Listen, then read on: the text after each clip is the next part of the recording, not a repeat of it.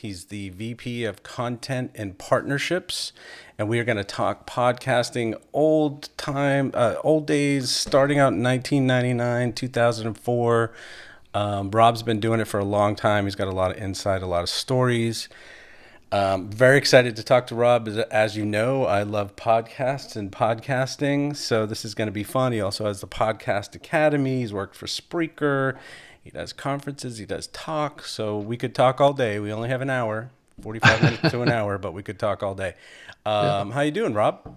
I'm doing terrific. It's great to be here. So it's great to talk with you. I always love doing live video. I do it twice a week right now anyway with my new media show that I do with Todd. So this is like breathing for me, this live stuff. I've been doing live for, I don't know, for about 5 years now. So it's awesome stuff. Very cool. I love it. I did about 35 audio podcasts, and I actually, Libsyn is my provider. And it was fun, and it's very intimate. The person's kind of in your head. It's quiet. You're focused. Right. But you can almost close your eyes and just do it. But I love this video thing because I was an actor and a director and a writer, and I like to see the person. Mm-hmm. So I'm really digging this, and I have this eCamm call recorder, and I just record everything and make it into an audio podcast later, so we get both. So it's all working. All working for me. So we're going to go to our sponsors right now, our partners.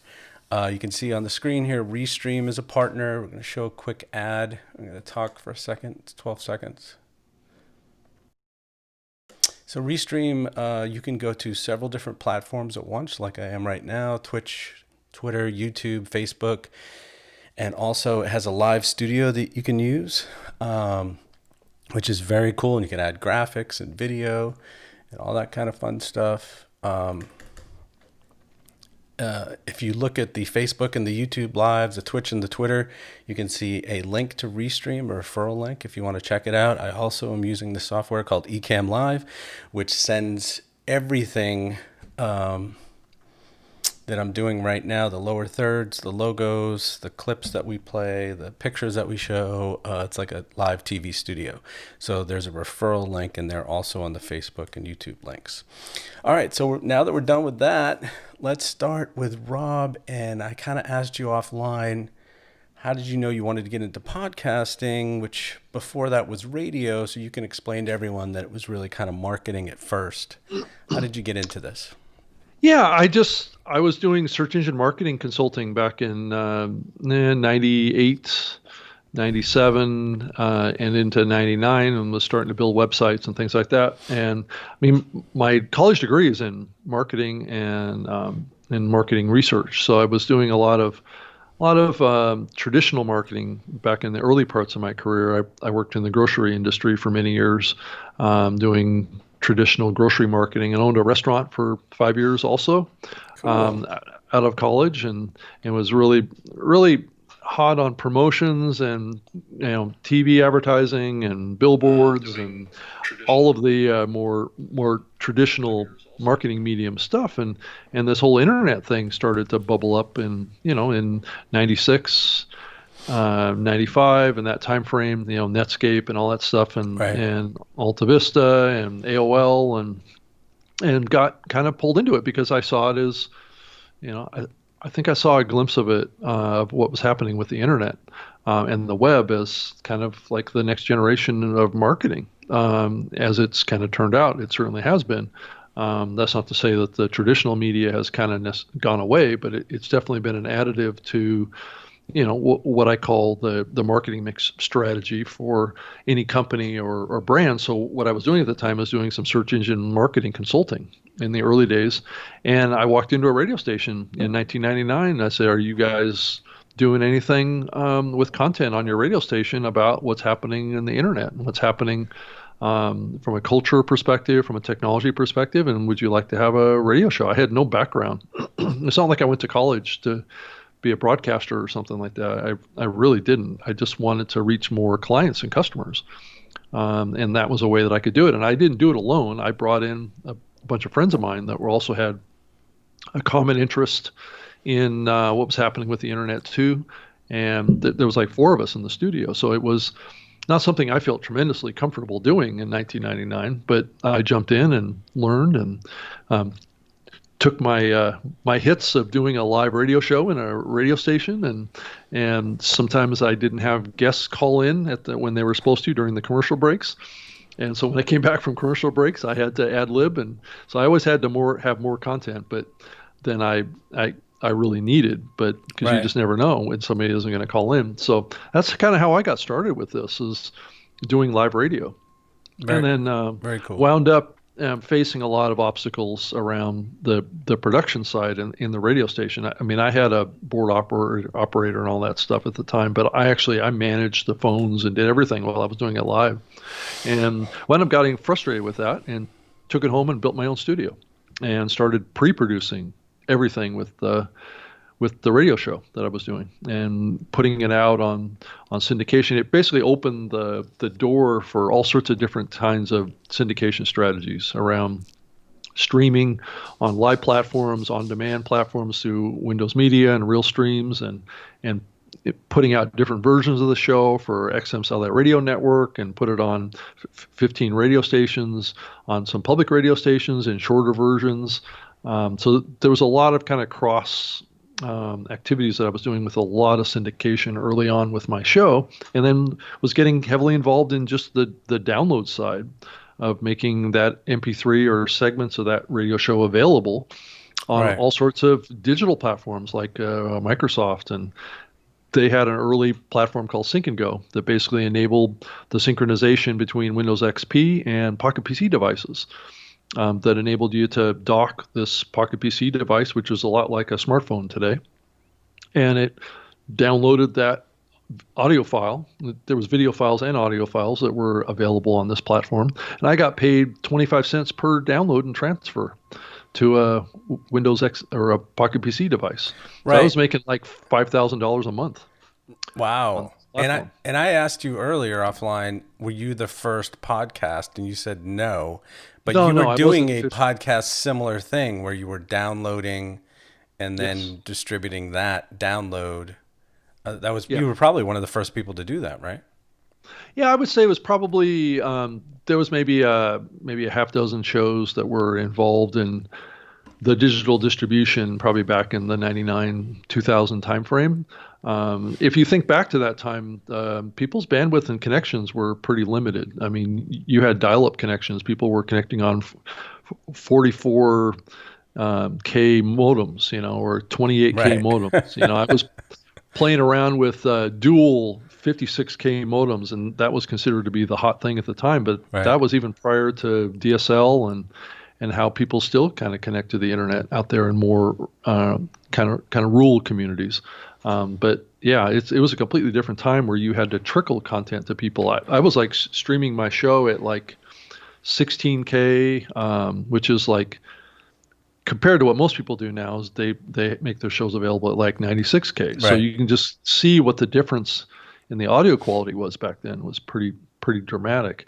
But if you could do a digital transfer, like a download to a digital player of some sort, like an iPod or something like that, you could transfer higher playback bit rates. Right. Because it would take longer, but if it happened while you were sleeping, like was the case with podcasting, more people would get the higher quality audio content. And that's what really, I think, drove podcasting to another level, was the ability to download while you're sleeping to your mobile device, your iPod or something like that. And that automation is what really propelled this medium forward in the early days. Right. And so we're going to jump ahead a little bit here, and I will just let everybody who's watching to know that Rob has been in podcasting for a very long time, and he's got a lot of insight and experience. So if you have any questions, ask a question, and we will ask it to Rob live. But let me just hop ahead and say that 10 years ago, every company had to have a website. Every company had to have a website that they either had their products on or sold products on. But even if you were a pizza place, you had to have a website, and that kind of turned into Facebook a little bit. And now it seems like, and tell me what you feel about this, that everybody needs to have a podcast. And it's a different way to get to people, but I think it's also like a certain market of people, a certain age and certain income, and podcasters are, I don't know if they're buying Lexuses or whatever they're doing, but everybody wants this market and everybody's doing a podcast. Do you feel that way, that that's happening right now? Well, I think if you look at what's happening in the market, I mean, just in the month of June, we had 130 some thousand new podcasts be launched just in 1 month. Right. So, I mean, this medium is growing faster now than it ever has. I think like a couple of years ago, I think the average number of new shows every month was probably between 5 and 10,000. So, I mean, that's a huge difference. I mean, we've never seen hockey stick growth in this medium, to be quite honest with you. And on the content side, we are seeing that now. And it's hard to say what the cause of it is necessarily, but it seems to correlate pretty dramatically with the COVID virus crisis that's happened. So I think podcasting is definitely something that every person should maybe consider and look at as a venue for them, depending on what their skills are and what their goals are, and what they want to accomplish with their business or their career or their personal ambitions to build a personal brand, or if they work for a company to start something that can create a better and closer connection with customers or people that you want to connect with. I mean, I think that what's great about podcasting is it can be what somebody wants it to be. It's a blank canvas of opportunity is what it is. That's not to say that you have to do audio only, like what we're doing with this. This is kind of a hybrid podcast between live video and the on-demand power of podcasting. And I think that these worlds are colliding on each other right now, and they've been doing it for many years. But I think it's more important than ever now that people connect to each other visually. And so what you're seeing is growth of this medium as a intimate connection medium.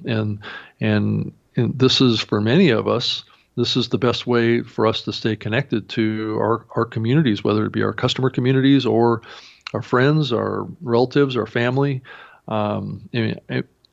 It's really been striking to me to see music bands getting together on Zoom and creating content there, right? I mean, that's how far it's gone. I mean, in the past, you never would have seen that. So, so I think each person needs to decide whether or not this is something that they want to get involved in. I think it's not for everyone, but maybe at some level it may be for everyone. And there's a lot of opportunities in podcasting that don't always involve getting behind a microphone. So there's jobs that are available out there. There's production things. There's editing. There's producing. There's lots of people have a variety of skills in business, advertising, sales, all sorts of stuff. And that's what we're seeing, is that a real industry is forming around podcasting. And yes, absolutely. And have you had discussions at Libsyn about the video podcasting? Because that seems like it's exploding also. Because I'll just give you an example from myself. So 35 audio podcasts that go to, Apple and Google and Spotify. In a couple months, 2.5 months, 1,000 downloads. Now up to a few thousand downloads. But the reach that you get when you do a Facebook Live is huge. You're reaching 500-600 people because it's live and it's going to the top of all these other things. And then, that's more advertisement, more reach, more engagement. And then you can use it as an audio podcast later. But now you've got this separation where you've got Libsyn and Podbean and these places doing the audio podcasts, and you have Facebook and YouTube doing the video podcast. So now we've got different things in different places. And it would be amazing if Libsyn could do video podcasts also. I know it's like a ton more storage and it's a ton more information, but have you guys discussed that, or is that being discussed in the industry? Well, let me take you back in time a little bit about the podcasting medium. Not that this is necessarily an applicable subject for what's happening today, but what I'd like to tell you is that Libsyn does support video today. Okay. Because the origins of podcasting involved a lot of video. So and video distributed the same way that an audio file is distributed. People were producing MP4 files, which are video files, Right. and adding them to the enclosure feed to create a video podcast version of their show. So it was not unusual for podcasters to create an audio feed and a video feed of their podcast.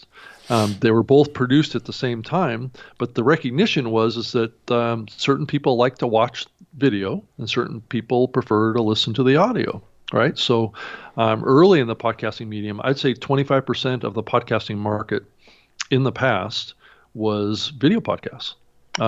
Today, because of the growth of YouTube that started in 2007, a lot of that efforts have shifted over to YouTube, and thus more recently, we're seeing a shift over to live video on like Twitch, Twitter, Facebook, and all of these major social platforms are Right. supporting video now. So this has been an evolution going from on-demand video to live video. So, and that's the progression that you've seen. So there is a long history of a connection between these two mediums. Yeah. So there's no talk of Libsyn doing like live video podcasts, though. That's not happening right now. I mean, currently today, we do not support live video podcasting on the platform, but I do see the opportunity for some integration potential with existing platforms that may be possible on multiple levels, from making it possible to publish the audio out of a program like this into Libsyn, or who knows what the possibilities are. But I do agree with the premise of your question, is that there should be more opportunities, and it's not so much to create a video podcast feed like what happened in the past, but to focus more on the live video side, which is like what we're doing. Right. So, and then in combination with Libsyn as an audio publishing platform that works with that, right? What I've seen in my own podcasting with video, which is what I do, I do 2 live 90-minute video shows a week right now, and we find that most of the audience comes in from the audio side. So at least if a show is positioned like we are here, we're positioned more as a audio experience because we have quality microphones, we care about the audio, but we just have our webcams turned on or our camcorders or whatever we're using to give that option to audiences to create that stronger engagement with who we are as people, right? But the vast majority of the audience, at least in my own podcast that I do, is on the audio side. So you blended these worlds together to create a more complete offering for people that love to watch video. There's people that don't really like necessarily to only listen to audio. They like to they're visual people. So they like to be able to see who they're listening to, see the facial expressions, see the nonverbal communications that happens through video. Right. And get to know people at a deeper level. Where the audio side, I think you have to, if you're doing video with audio as the primary, you have to think about the audio listener while you're doing the video. You can't do a lot of visuals without describing what the visuals are, because that audience, the most of your people are listening on audio, right? So you don't want to leave them out, right? So that's the balance. I mean, a lot of videos and a lot of people that produce videos, they think video first, not audio first. I mean, one of the things about television that most people don't realize is that the audio side of television is usually pretty bad. Because the focus of television is not audio. The focus of television is video, right? So it depends on your orientation to the content production, how good it is. I mean, like having a quality microphone like this is not necessarily what a television show would do. They would have like a lavalier or something like that, right? It depends on what your focus is. And shows like what we're doing here, the focus is on the audio. So, So I know you've talked about this one, and I'll give you a second to take a break because you've been doing a lot of talking. But it's okay.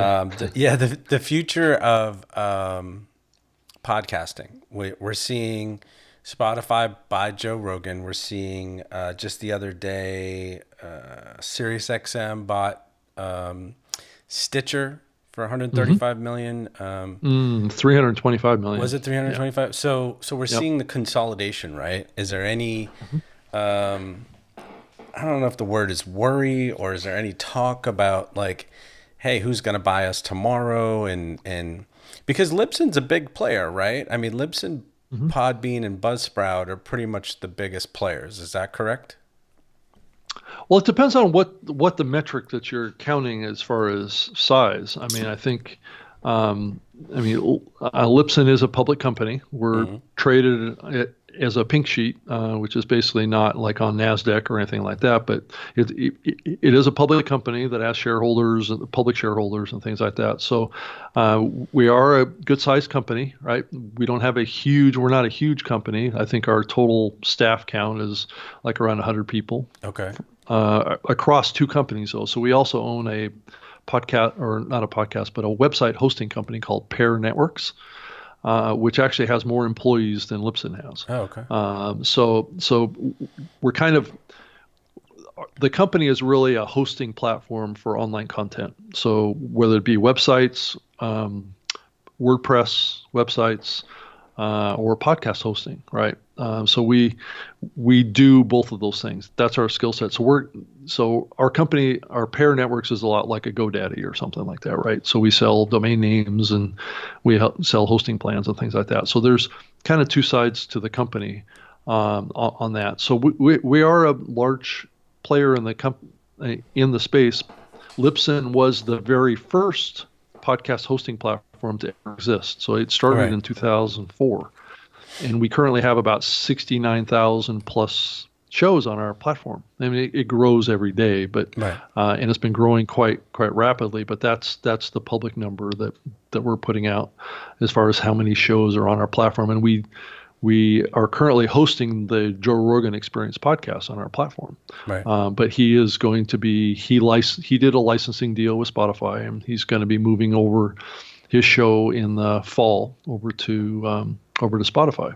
So we're sad to see Joe go, but he's made this jump. He still owns his show. It isn't like he sold his show to Spotify. So he's still the content owner, and he's very much thinks of his show like an independent podcaster. So and he's an interesting example of potentially what the future of podcasting might look like in some ways. So if you want to, we can talk about that. But Yeah, no, it's I'd up love to to you. talk about it because I had read an article that said that he has a large YouTube following and he won't be doing that anymore because Spotify wants him to. And there's a discussion about he made a mistake or he didn't make a mistake. I mean, $100 million is $100 million, but he still controls his show, but it has to be on Spotify. It can't be anywhere else, correct? Correct. That was a choice that, if you look at the history of what Joe did there, Joe didn't have a show on Spotify before. So he objected to their business model of not paying artists. So that was a fairly public position that he took with his objection to being on Spotify. So I think he was persuaded based on an advantageous deal. The actual deal that was done with him isn't public, so I mean, there's speculation about what it was, but the total dollar amount, I'm not sure that anybody outside of his organization really knows what that deal entirely looks like. It's not like it was put out in a press release or anything. But it's likely to be, the numbers that we're talking about. And it should be based on his numbers and the success that he's had. It has raised some questions around podcasters licensing their content to these platforms. And I think there's going to be more discussion of this in the future. I mean, if you look at music, look at what the independent music artists have done. They've tried to license their content with the music streaming platforms. These music streaming platforms using podcasts as a free content offering, as opposed to their users or paid users listening to music, actually saves them money. They're not paying royalties for the podcast content. Right. Is that really fair to podcasters that Spotify or any of these music streaming platforms is saving so much money on royalties, while at the same time maybe potentially running advertising against your show to their audiences and monetizing that, and maybe not doing a rev share with the content creator? So there's a lot of issues that are being brought up based on that Joe Rogan deal. Right. Yeah. So it'll be interesting to see how it works out. It will be interesting. But there's different kinds of podcasts, and tell me how you feel about this, because I'm really interested to hear your answer. So you've got I know this guy, Eric Carter Landon, who does the True Consequences podcast, and it's like a feature. It's a true crime podcast, and there's music, and it's eerie, and he tells a story, and it's almost like a 60 minutes episode, right? So that's a certain kind of, and a lot of those on NPR. And then you have the podcasts like Joe Rogan, where he has the guest, but he's in the studio and everything's perfect and the microphones are perfect and the audio is perfect. And then you have this, and you have other podcasts where people are talking on, so we're on Skype, right? People are on Zoom, and there's issues with freezing. And do you feel like, so there's two questions. Are there any podcasts that are like this, that are remote, that are huge, that aren't in a studio that's perfect with perfect sound? And then the second question is, I totally forgot what it was. Let's start with that one, and I'll go to that. I'll go back to it. Well, yeah, I think this is another one of those topics that you have to go back to the roots of the medium and understand, why people are listening, and what makes a podcast attractive to an audience. And I would say that the audio quality is not the number one thing. I would say that it's on the list. It's probably maybe 2 or 3 on the list, but it's not the number one thing. I mean, obviously a podcast has to be listenable. It can't be painful to listen to. Right. The volume can't be too low, because, well, this is less of a case now because people are spending less times on trains and buses and airplanes. But oftentimes podcasts are listened to in noisy environments, right? So you have to have good volume with your audio. But the bar is not, the bar has been going up a little bit in the expectations of audience as it's become more mainstream. But if a podcast sounds as good as FM radio, I think you're good. Right. It doesn't have to sound like a hi-fi audio in order to keep an audience.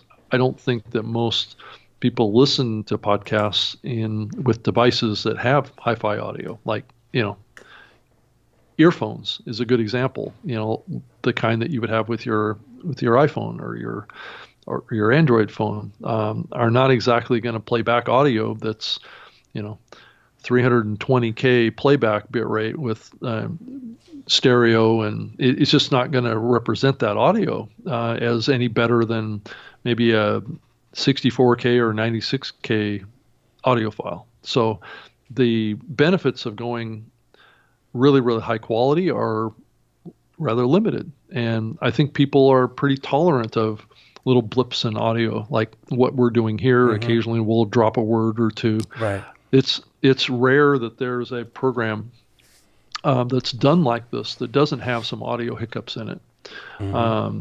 And to the audience, I don't think it really makes that big of a difference. Right. But it just has to be listenable. Yeah, right? I agree. And I just feel like it's so amazing, because I have had conversations with a gallery owner in Berlin. I've had a talk with a woman who's a creative consultant in Wales. I've talked to these filmmakers in Liverpool. I mean, two sports guys in Canada. I mean, we're just all over California, Mexico. Like, we're all over the place, and it's just get to your desk, turn on this thing, call me on Skype, and let's have a conversation. We don't have to go to the studio and check the equipment and have the sound mixer guy there and the producer and like 9 people to make a podcast. This is like so much more immediate and actually kind of fun, because you don't have that like, well, we have to meet here on Thursday night at 8:00 and get there in traffic. I mean, some of the biggest podcasts, like the Mark Maron podcast, the WTF podcast, he has one producer that sits with him in his, well, he's not doing it in his garage anymore, but he used to do his whole show in the garage. I mean, he had President Obama in his garage, doing his podcast with him. So, it's Mark and his producer, and that was it, right? Right. That's the thing that we all have to keep in mind with this medium. I think as the big media companies get involved in this medium, I think it's easy for many to lose sight of what the purpose of this medium is, and that's to have intimate conversations and real conversations with real people. And that's what Joe and Mark do, and if you think about their consistency with the intent of this medium and the expectations of audiences of this medium, I just think it's not a big deal. I mean, I just think that what people want to hear is people being real and being honest and being genuine, and I think audiences love that, and that's what we have to stay focused on. Right, and I have made several original plays. I've done several short films and spent a lot of time and money doing that. And really, I love people's stories. I love conversations. I love the authenticity of the conversations on podcasts. I've been a fan for years of podcasts, and it's just, there's something about it. Definitely the audio podcast. The video podcast is different, but I like that too, where you can... I said to someone the other day, I said, so I have this Lights Camera Pro podcast, and I interview directors, actors, writers, but also podcasters, because you're also an entertainer. And I said, this is like a master class for 20-year-olds who want to go to college and be in the film and TV industry, because you've got the writer for Family Guy, and you've got this director who, and then you get inside their head and find out how they got there and how they do it. And find out how Rob Greenlee did it, and it's just fascinating. It's like a class, just listening to these conversations. So, and I don't want to give the impression that there isn't a place for highly produced audio quality and highly produced audio programs. There is. There's audio dramas. There's reality and fictional storytelling that's in this medium as well, and those are all appropriate for this medium. And it's open. I mean, audiobooks have been a part of podcasting since the beginning as well. So, I mean, podcasting is like an open platform. It's open to anybody that wants to do what they want to do in this medium. It doesn't have to be like what I just said. It doesn't have to be like us doing this type of a program. It can be whatever you want to do, and it's open to that. I just think that the core principles of what the audience is looking for typically, and this explains a little bit of the reason why the fictional side of podcasting has struggled a little bit, is people want authentic, real conversations. They don't necessarily want, in this medium, fictional, made-up things, right? But there's going to be a place for that as well. But I think the audience has a different expectation for that, and it clearly needs to be labeled as such, right? Right. Well, let me just chime in here and say that. So I knew this woman, Angela, at Turner Classic Movies, because I worked at Turner for 14 years. And she was a producer. She produced promos and interstitials for the network, and they were very good. She works with this guy, Mike Valgaris, who's a great editor. And now she is the director of podcasting for TCM, and they do 8 podcasts a month. And I listened to one of them. I forget what it was called, but it was about a director, famous director, and it was like a story with sound effects and news clips from the 50s.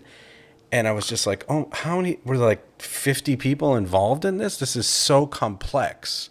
And the sound effects and the sound design and the story and the writing and the script, just for like a 40-minute thing, it was like a TV show. Very complex. And they are, at least that podcast was like top 20 on Apple, like for everything. Like it just blew up Yeah. as soon as Yeah. it landed. So Yeah. there is an audience for that also. Yeah, It's that's right. it's just a totally different thing than what I'm doing. Right. Totally Yeah. different. So a couple of things, just see what you'd rather talk about, the Podcast Academy or talking about podcast conferences. We can talk about both or either. We can talk about both. I'm open to talking about both or whatever you want to talk about in podcasting. I'm more than open to talking So about tell us anything. about the Podcast Academy. What is it? Well, it's let me take you back in time a little bit Okay. around podcasting organizations like this. I was one of the board members of a early podcast association that was started back in 2008, called the Association of Downloadable Media, as what it was called back then. And a group of the podcasting leadership in the medium got together and was trying to form an association and bring the industry together and come up with some standard ways of counting downloads, because there's a lot of different ways that one can do that. There's ways that are accurate and ways that are inflated. And so that was one of the purposes of this group. And the other purpose was to drive some initiatives around kind of advertising standard methods. And that organization maybe lasted for about a year and fell apart because of infighting in the organization around power and control. So it wound up failing, but there was some benefit that came out of that. The foundation for what exists today is the IEB V2 specification around how to count downloads, and there's a certification process now. But that process came out of what started in 2008 as some basic elements that were supported by most of the major hosting platforms, Libsyn, Podbean, Blueberry, and a few others that were around in the early days of this growing medium. And so to kind of take us through about 36 companies, I got involved in the IEB podcast working group committee to come up with standards around how to count downloads back in 2014 when I was working for Podcast One down in Los Angeles. I was their chief technology officer down in Los Angeles. And so that process started. It's been going for 6 years now. So it took a long time to pull 36 companies together, podcast hosting companies and big networks, NPR, Podcast One. I mean, a lot of the big players, the radio groups, all getting together to agree on a standard on how to do this. And so that fell out. And so we have that today, and we're continuing to iterate on the IAB V2 specifications around podcast measurement. And I think around 12 companies are now certified, which means that they've had auditors come in and review the code and the results that come out of the code to be consistent with the technical specifications that were agreed to by the working group, right? So that's a recognized thing. And so as we move through time, that was agreed to like 2 years ago, 3 years ago, something like that. And so subsequently, there's been ongoing discussion in the industry about forming something else, right? Something new, since that organization failed and there really wasn't anything that could guide this industry or create maybe a large kind of awards that would recognize excellence in podcasting that existed. I mean, there were groups that were doing various things, which is pretty consistent with the history of the medium, of this industry being a bunch of stray cats running off and doing their own thing, whatever that might be.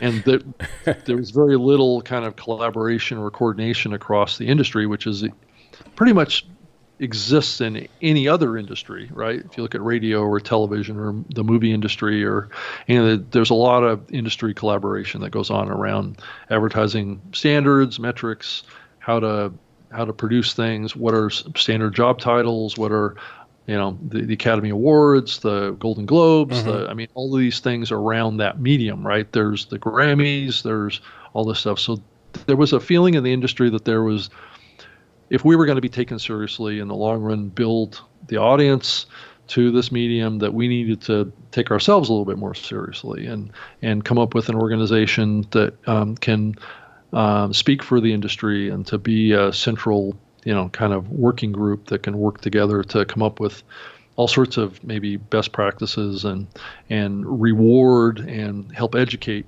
up and coming producers and hosts and editors and all these things that are certainly the case in the movie industry and the TV industry, right? Right. Around production and all this stuff. So that's what the Podcast Academy's focus is to put on a really fantastic awards, reward excellence in the community, to build educational initiatives across the industry, get those members. It's a member organization. It's not a company organization. So bring those members in to help educate other people, have a mentoring program in the organization that connects people to work together and to help each other, and move this industry forward in a proactive and positive way, and then create subcommittees that can come up with best practices and standards around advertising and potentially, maybe extending RSS, adding more tags that we can agree to and get Apple and Spotify and Pandora and all these bigger companies to kind of contribute to one idea pool. Right. And we do it together instead of Apple deciding that they're going to add this tag and the industry scrambles to get it done, right? Because Apple's this player, right? Right. So let's be more proactive about it and come together and work together to come up with these that are beneficial to the whole industry, not just to one player, right? Right. So that's the idea behind it. And so we're in the membership game right now. We opened it up for membership on June 22nd.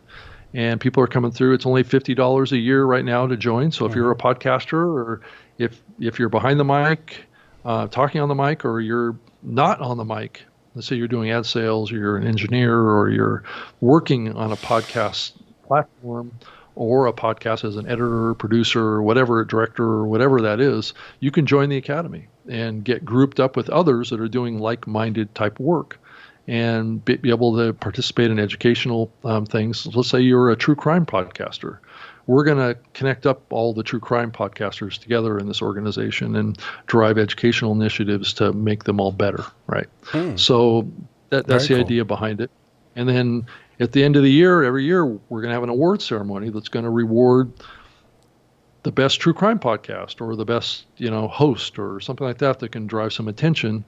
And hopefully we'll have some connections with some other things like Hall of Fames and maybe a people's, voting type of an awards thing too. So it's, So from a listener perspective. Yeah, right. go ahead. So let me ask you, is this Hall of Fame for Podcasting award that you received, is that for something else, or was that through the Podcast Academy? No, that Hall of Fame award that started a few years back, which I got inducted back in 2017. That started in 2015, and that was done by Podcast Movement. So Podcast Movement back in 2015 came up with the idea and added it to their event, and I believe there's 15 or 17 inductees right now. So that's part of it. They haven't held a Hall of Fame ceremony in the last year or two, just because they weren't able to secure a sponsor for it. So, but I'm working hard to try and bring it back and make it a part of this organization, hopefully, and in cooperation with Podcast Movement. I mean, Podcast Movement is going through some changes, as you might imagine, with what's happening with the COVID crisis. Yes. And they just had Shift today, right? Was that them? Right. Shift. Okay. And and so there's a significant movement right now for the whole industry to take everything virtual, and this is probably a good transition over to what's happening with the conferences. But as far as I know, there are not any podcast conferences or events that are happening in the real world. So that you can fly an airplane to and stay in a hotel and attend. Yeah, no, there isn't. So let me ask you this. I have an idea to have a podcast conference when COVID is over and there's a vaccine in Atlanta. There haven't been any. I'm in Atlanta, and you're in Seattle, right? Okay. Yeah. So there haven't been any. There's been a female podcast conference called She, But what do you think about a podcast conference in Atlanta? Yeah, there's actually the She Podcast Conference was held in Atlanta this past year. So, Right. so there is a history there. There's a podcast conference that's part of DragonCon that's held in Atlanta every year. I don't know if it's going to be held this year or not, but I've been an attendee and a speaker at DragonCon. It's about 88,000. Oh my God! People, yeah, it's huge. Yeah, come to Atlanta to participate in this DragonCon event, and it has a new media track that has covered podcasting for many years. So yeah, there's stuff that goes on in Atlanta. Yeah, it's just such a great, I mean, obviously with the airport, but it's just such a great hub, and there's a lot of places close to it. The closest thing for me, because I wanted to go to Podcast Movement, was in Texas, and then also there's one in Orlando, and both of them are, well, I could drive to Orlando, but Texas was far. Texas was taking a plane, getting a hotel and all that. So I think it'd be great to have like little podcast conferences throughout the states that people can go to, that they don't have to always fly or always like take a plane to get to. Okay, so we're going to wrap this up. It's 2:47. We're going to wrap it up under your hour time limit. Just a couple more questions. So Libsyn is in Seattle, or you're in Seattle? Libsyn is actually based in Pittsburgh.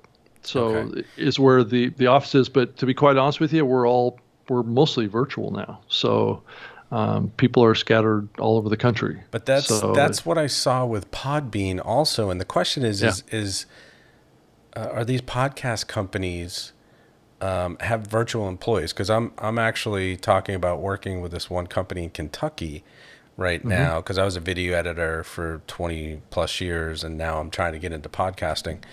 But is that the norm for the podcast companies to have their employees virtual even before COVID? I would say Libsyn was probably, I would say they were probably 30% virtual. Okay. And other companies, like I used to work for Spreaker and Voxnest, they were probably like 85%, 90% virtual. So I think now, if you were to look at what the past was and what it looks like now, I would say that pretty much all the companies in the podcast medium are probably virtual now. So it's pretty darn close to 100%, would be my speculation right now. And I know that's the case with a lot of tech companies now too. I mean, I used to work for Microsoft, and I used to go and work on the Xbox team on the Redmond campus in the suburbs of Seattle. And I used to drive into the office every day for 6 years. So I mean, I've got that office culture myself, but I've been working from home for most of my career, actually. Wow. So, yeah, that was one of the things I wasn't a fan of at Turner's, that most of the time, there were some projects I could do from home, but most of the time you had to go into the office. Because I also work for sports. But let's wrap this up with a couple things. So your favorite podcast, I know you have 10, but right now, what is one of your favorite podcasts that you like to listen to and you can recommend? Well, I'm a geek at heart, so a lot of what I listen to is kind of old line. I mean, as far as my regular podcast, I mean, I listen to a lot of podcasts. I mean, I've had as many as 300 subscriptions on my iPhone, so that tells you anything. So, good, but what I listen to on a regular basis is a show that's done by Leo Laporte called Windows Weekly. I'm friends with Paul Thurrott and Leo Laporte and those out there. So it's a tech show about Windows and Microsoft. So I listen to that show. I listen to a bunch of what other shows would I want to point to that I listen to on a regular basis? Also listen to political shows sometimes too, news programs. Like the Daily. I listen to that. I try and listen to as much as I can on the fictional side, because I'm trying to, try a bunch of those shows, and a lot of the shows coming from Wondery, who the CEO of Wondery is one of the governing board members So, like Dr. Death and some of these kind of other types of shows that are kind of at the cutting edge of the medium, is what I try and keep up with. So I don't have a lot that I listen to on a regular basis. Okay. But ones that are always kind of at the cutting edge of the medium is what I try and tap into and check it out. Listen to at least for a few episodes. Anyway. Okay. And then let's just wrap it up. This has been great, Rob, with advice that you have for people who are either podcasters or want to get into the podcast industry. Like, what would you say about podcasting in general? Whoa, watch out. It's a long road, or do it. It's awesome.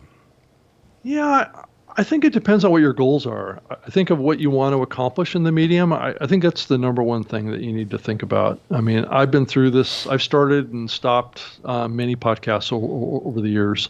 And I would say that it depends on what your goals are. And it's okay to stop a podcast. So if it doesn't meet your needs as a creator, it's time to hang it up. Yeah.